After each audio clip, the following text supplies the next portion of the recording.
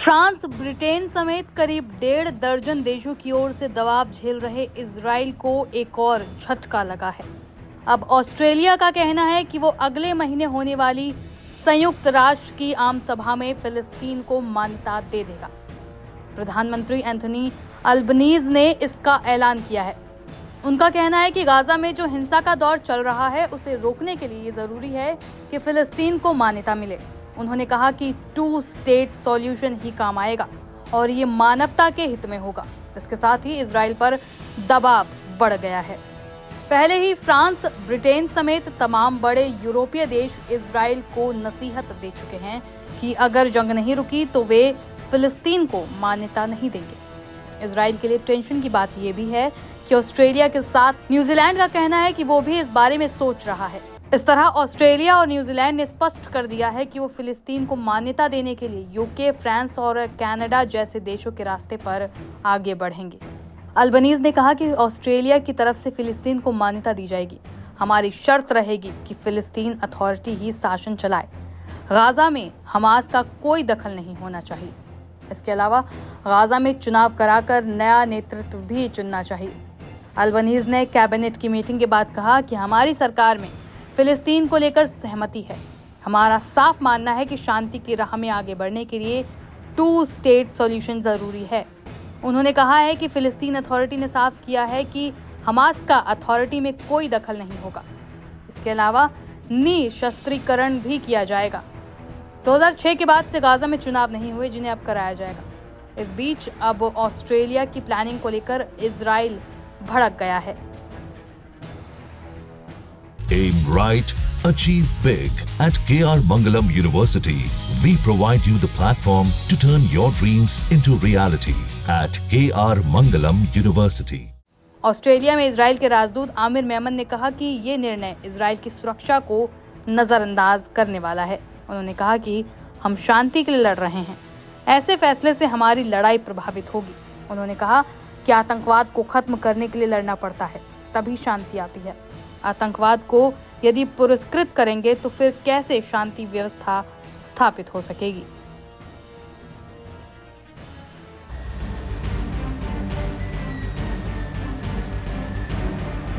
Gaza में जारी जंग में अब इजराइल ने हमास को पूरी तरह से खत्म करने का मन बना लिया है। इस योजना के पूरी तरह से 4 से 5 महीनों तक चलने का अनुमान है। इसमें 10 लाख से ज्यादा फिलिस्तीनी नागरिकों के विस्थापित होने का भी अनुमान है। मीडिया रिपोर्ट्स में दावा किया गया है कि गाजा कूच करने के लिए इजराइल की करीब 2.5 लाख सेना भी तैयार है। लेकिन इस बीच दुनिया भर के देशों का विरोध झेल रहे इजराइल के प्रधानमंत्री ने एक बड़ा बयान दिया है। इजरायली प्रधानमंत्री बेंजामिन नेतन्याहू ने रविवार को संयुक्त राष्ट्र सुरक्षा परिषद यूएनएससी की आपात बैठक से पहले मीडिया को संबोधित किया। इस दौरान नेतन्याहू ने एक बार फिर जोर देकर कहा कि गाजा में इजराइल का उद्देश्य हमास के शासन से मुक्ति है, न कि कब्जा। नेतन्याहू ने कहा कि गाजा के लोग हमसे और दुनिया से हमास से मुक्ति की भीख मांग रहे हैं। कोई भी देश अपनी सीमा से कुछ ही दूरी पर अपने विनाश के लिए प्रतिबद्ध किसी संगठन को बर्दाश्त नहीं करेगा। अगर हमास सभी बंधकों को रिहा कर दे और अपने हथियार डाल दे तो युद्ध समाप्त हो सकता है। इजराइल की सुरक्षा जरूरी है। भविष्य में होने वाले हमलों को रोकने के लिए इजराइल गाजा सीमा पर एक सुरक्षा बफर जोन बनाया जाएगा।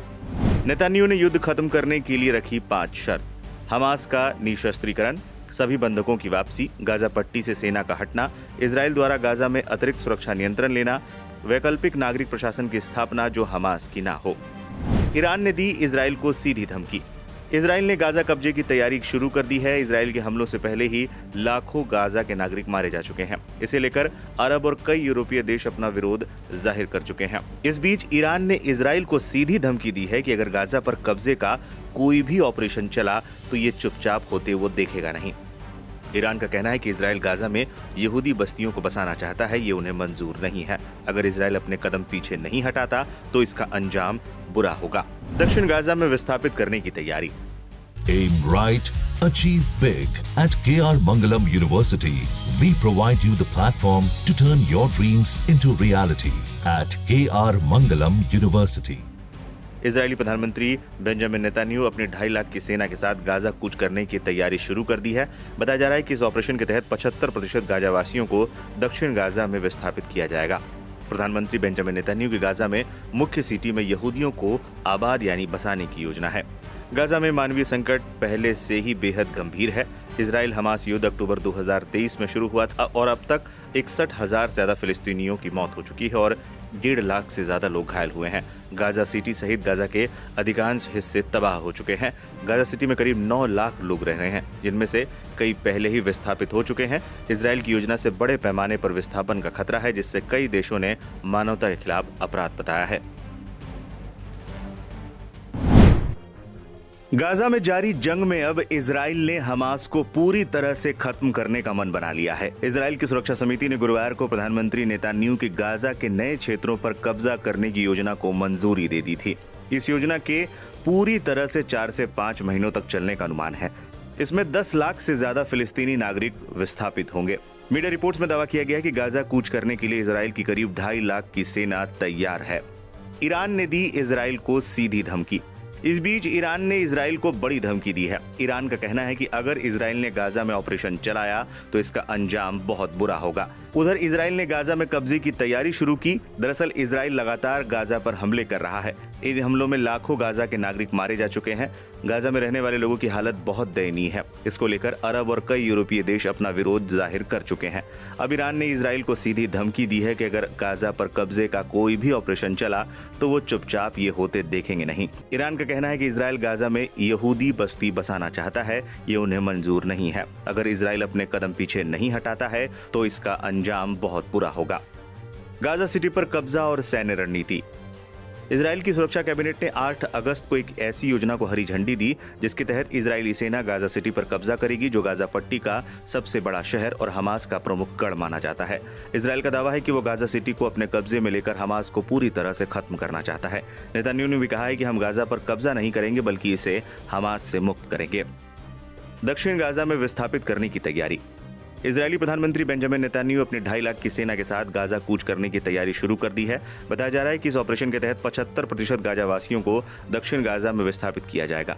प्रधानमंत्री बेंजामिन नेतन्याहू की गाजा की मुख्य सिटी में यहूदियों को आबाद यानी बसाने की योजना है। गाजा में मानवीय संकट पहले से ही बेहद गंभीर है। इजराइल हमास युद्ध अक्टूबर 2023 में शुरू हुआ था और अब तक 61,000 से ज्यादा फिलिस्तीनी मारे जा चुके हैं और 1,52,000 से ज्यादा लोग घायल हुए हैं। गाजा सिटी सहित गाजा के अधिकांश हिस्से तबाह हो चुके हैं। गाजा के स्वास्थ्य मंत्रालय के अनुसार पिछले 24 घंटों में ही 11 लोग भूखमरी और कुपोषण से मर चुके हैं, जिससे ऐसी मौतों की संख्या 200 के पार हो गई है, जिसमें 98 बच्चे शामिल हैं। गाजा सिटी में करीब 9 लाख लोग रह रहे हैं, जिनमें से कई पहले से ही विस्थापित हो चुके हैं। इजराइल की योजना से बड़े पैमाने पर विस्थापन का खतरा है, जिससे कई देशों ने मानवता के खिलाफ अपराध बताया है।